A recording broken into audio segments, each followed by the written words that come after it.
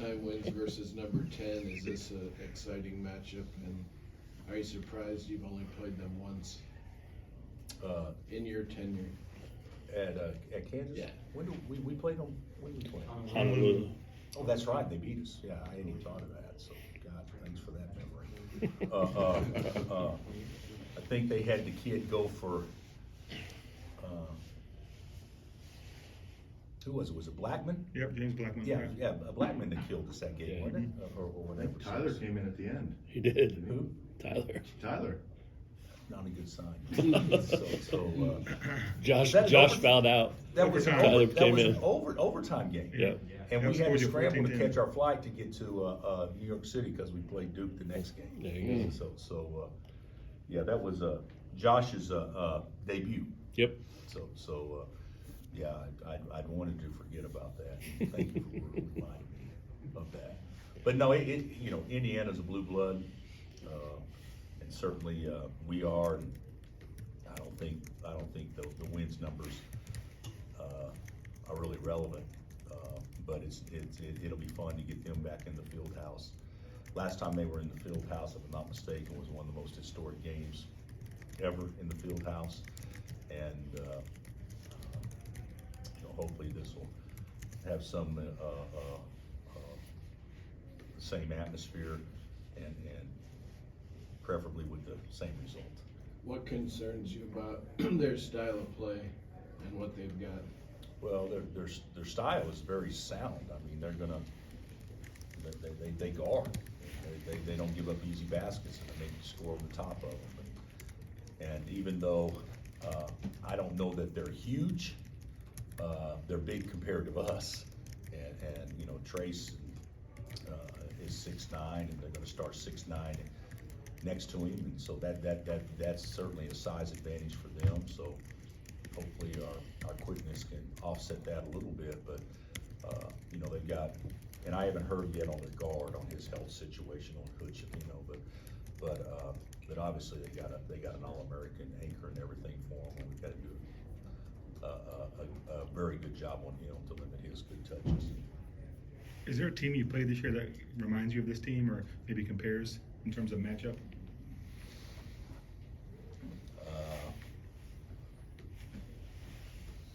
I would say probably not. They play fast. I mean, they score more points than we're scoring right now. So, if you want to say Big Ten and Wisconsin, that's not really a true indication because Wisconsin ain't going to play near as fast as what Indiana's going to play. So, I would say we kind of mirror each other in a lot of ways on how we attempt to play. Bill, the last two wins, Seton Hall, Missouri, looks very impressive, at least to us. What are the tangible things you see us doing better in the last couple of games that you maybe weren't seeing earlier? I think that KJ has plugged himself in more to what we're doing offensively, and I think we've done a better job of plugging him in, guys getting him the ball in positions where he can make a play.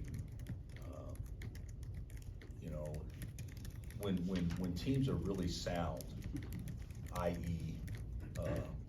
Tennessee defensively, Wisconsin defensively, Indiana defensively, you're not going to score on the first or second side near as easily. Not that it's ever easy to score, but you're not going to get a shot on the first, second side near as easily because you have to do some things to force them to make a mistake. And I think that Missouri plays totally opposite of Indiana in that their whole scheme is to create havoc. Indiana's whole scheme is to pressure, but do it in a way where you don't have 4-on-3s and 3-on-2s behind it, and which is much like how we try to guard. So you have to be very, very aggressive and at the same time patient to get a good look. And I think I do think the last two opponents we've been better at that, but we haven't. We should probably go back to Atlantis to see more how to attack it than maybe the last two opponents. You mentioned Coach can go, their guard. What does that give? Well, he's he's one of the best freshmen in the country. You know, he can score, he can handle, strong, confident, plays with the swagger. You know, they'll be fine without him, but they'll obviously be better with him. So I don't know the ins and outs of you know, what they're trying to get accomplished in practice, or what they lose by him not playing, or what they gain by him playing from a tactical standpoint, but from just a visual standpoint, he's a good guard, he's strong, and he definitely, you know, is one of the elite freshmen in the country. And also that big trouble you mentioned Trace and whether, you know, bigs going up against him. What's your confidence level right now about your bigs and going up against that kind of test? Well, I would say, right now, that my confidence in that one particular thing isn't, you know, sky high. I think that they'll try to play to that as well. I mean, if KJ's in the game, he doesn't have the standing height that some of our other guys have, and our other guys have never guarded anybody like him, just to be real candid. So it'll be a tough matchup for us. We're gonna have to help and do some things to try to eliminate his good touches and everything. But you know, he's a great player, so he's gonna score. I mean, he's gonna get some. There's no doubt about that. We just can't let it be a great number. When you, with 2 non-conference games left before Big 12, when you look at your bench, where are you? Where, are they coming? Are they close? Do you need a lot of improvement there? What do you see? I think we need a lot of improvement there. I told Vital today, he asked me about our bigs, and I said, we've got 4 pretty good bigs. They're just not quite there yet. And I say that especially with Zub and Ernest, and Zach, obviously, because he's young too. Cam won't be around next year, but all 3 of those guys are going to be really good collegiate players. And Zach's being asked to play a way that probably doesn't best fit him individually, but it's best for our team. And Zuby and Ernest are just you know, maturity and experience away from being a really good big. And I do think it'll happen this year, but we don't need all 3 to come through, to be honest with you. We need one of those guys to separate themselves and be a guy that you know can play 15 or 20 a game. And if we get that and we get MJ to the point where he can do something comparable, I think that it changes our whole look physically, because those are, you'd be bringing off the bench, you know, 2 of our best 3 or 4 athletes. So I'm hopeful that can occur. It seems like Bobby and Ernest are a lot of times the first guard and first big off the bench. Are you comfortable there? Is that a sign of their status or okay? No, it's Bobby and Joe maybe more so than Ernest. Okay. I'll be honest with you. With our bigs, you know, when KJ was playing as well as he played the other day in the first half, I really didn't see a need to have another big in there much. And of course, KJ could play as big as anybody that Missouri had or bigger. Yeah. So I didn't really feel that. But I do think that Bobby has to be in the game if one's not. And they can be in the game together. And I do believe Joe is, you know, definitely a spark that can certainly help us off the bench. MJ isn't quite that spark. MJ's more of a scorer that can, if he could tighten up a few things defensively and everything, and I do think that he could get extended minutes to become a scorer. It's hard for a scorer to be a scorer if you're only playing 2 or 3 minutes. So he needs to get some extended minutes, but he'll probably do that by being more in tune in what we're trying to do defensively and taking care of the ball. So it's just time away before he gets there. He can't show what he can do yet because we haven't let him show it, because we need him to do the other things that's probably more valuable to our team being successful while he's in there. You mentioned Indiana forcing you to score over them at think that's something you mentioned about Tennessee that gave you guys fits. Gave us a lot of fits, yeah. What do you feel like you guys learned from that game that maybe you can apply? I think in that game, I actually think we played better than the score after watching. But it was a ball sticking, and also in that game, we played without a point guard, basically the majority of the game. So I do think that we're more equipped to play better against somebody like that. But that was a rude awakening of what teams will do to you on the backboard, and if you play 5-on-5 against them. So how do we not play 5-on-5 offensively, and how do we rebound the ball defensively? That would be a pretty big key for us to be successful. And you mentioned rebounding defensively with Kevin. Is that something you've emphasized with him? I haven't really had to. That's something that he just naturally does. He and Jalen are as good at rebounding guards as there is in the country, I think. But I haven't really had to do that. But with us playing the way we're playing, if you go back and look, KJ doesn't get a lot of defensive rebounds, but he does a pretty good job of keeping his man from getting offensive rebounds. So that you need to have tall guards that can clean it up, and they've done a pretty good job of that. And then one more on Kevin, shooting career high percentage from three. What do you feel like has led to the jump where he came as a low 30s and now he's in mid to high 30s? Well, I also think the sample size is small. So when you get into 15 or 20 games, and then you can, those are really true percentages. But the bottom line is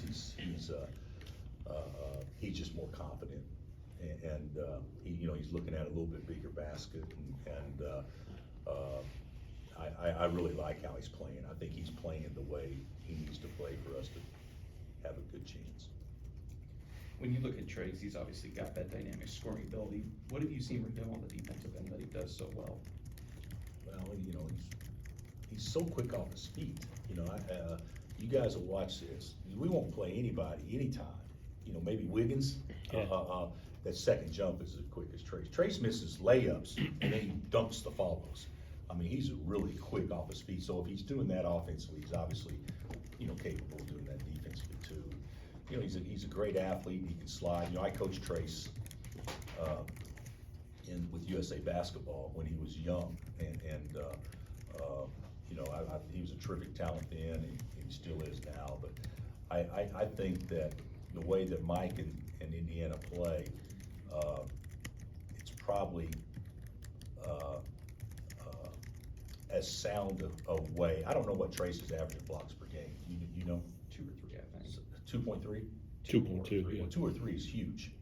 I mean, that's huge. That's like top 10 in the country. So he's obviously quick off his feet. He's got great timing, and he's, I'm sure, a very good. I'm sure they consider him a very good help defender and a rim protector. So we need to move him around. It'd be nice to get him away from the basket a little bit. Does he draw any comparisons to players you've seen past, or is he unique in his own way? Well, I hadn't really thought that through, but I would say he's unique in his own way, in large part because he's left-handed. Of all the really good ones out there, 10% are left-handed, and not too many guys are blocking 3 shots a game and are that explosive like he is. Earlier in the week, you guys fell 2 spots in the poll despite winning by 30 on the road. Did you see that, and are you Yeah, oh yeah, I saw it. surprised? No, I'm not surprised at all, because the team that played, that was, what were we, 6 last week? The team that was 7 won on the road at a top 20 team by 30. I mean, I'm sorry, by 3 or 4. Tennessee won at Maryland, if I'm not mistaken. Isn't that right? Mm-hmm.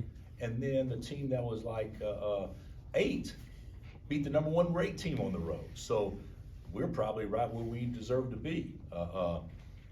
Houston didn't deserve to fall beneath us. Texas fell to 7, and we're 8, right? Yeah. So no. And the other thing is, guys, it's nice to be ranked, but the rankings right now don't mean anything. Wait till you get in the league, and every one of those teams in the top 10 are losing once a week or once every 2 weeks. It'll be flip flopping all the time. Once we get into the league. How's the health of the squad? I think we're pretty healthy. Bobby and Cam didn't practice the last 2 days because he had a stomach ailment, but he practiced yesterday. He didn't practice Monday or Tuesday. He practiced yesterday, and then, everybody else should be in pretty good shape. You're kind of in this stretch right now where you're playing one game a week. What does that allow you to do in practice? Well, this is finals week, so there's not as much done getting in practice this week as it is more of a maintenance week probably, but, I do think that if we're gonna guard differently, if we're going to add a set or two, I do think it's best to do it in times when you have ample practice time, so, we may do a few things a little differently that we haven't done yet, just because nobody's scouted it, and hopefully, you know, help prepare us not only to win this game, but to move forward and maybe be more prepared to play in the league. It's still pretty new news, the NCAA, new president, the governor of Massachusetts. I wonder, do you have any reaction to a politician taking that job? I don't really know. I don't.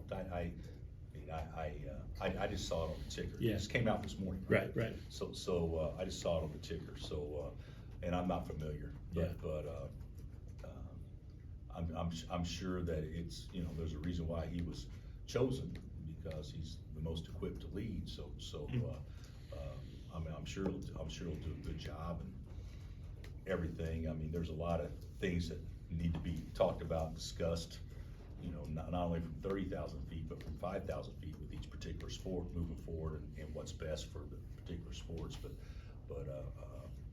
I'm sure that he's a good pick, but I really don't have any Sure. idea right now. All right, thanks, Coach. Thanks, Coach.